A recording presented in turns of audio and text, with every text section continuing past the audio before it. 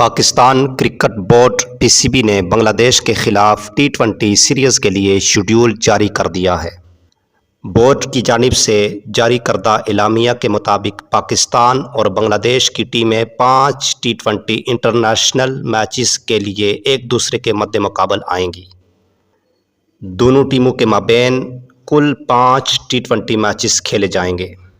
اور یاد رکھیے، پہلے یہ دورہ 3 ون ڈے اور 3 T20 میچز پر مشتمل تھا، لیکن T20 ورلڈ کپ کی تیاری کے لیے اب ون ڈے انٹرنیشنل کی جگہ 2 اضافی T20 میچ کھیلے جائیں گے، اور فیصل آباد 17 سال بعد بین الاقوامی کرکٹ میچ کی میزبانی کرے گا۔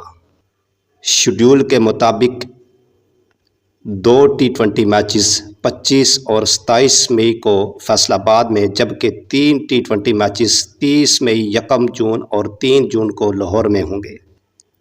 پہلے بنگلہ دیشی ٹیم کا دورہ 3 ون ڈے اور 3 T20 پر مشتمل تھا، لیکن ورلڈ کپ کی تیاری کی وجہ سے اب ون ڈے انٹرنیشنل کی جگہ 2 اضافی T20 میچز کھیلے جائیں گے۔ دونوں cricket board one day matches کی جگہ 2 اضافی T20 انٹرنیشنل کھیلنے پر متفق ہیں۔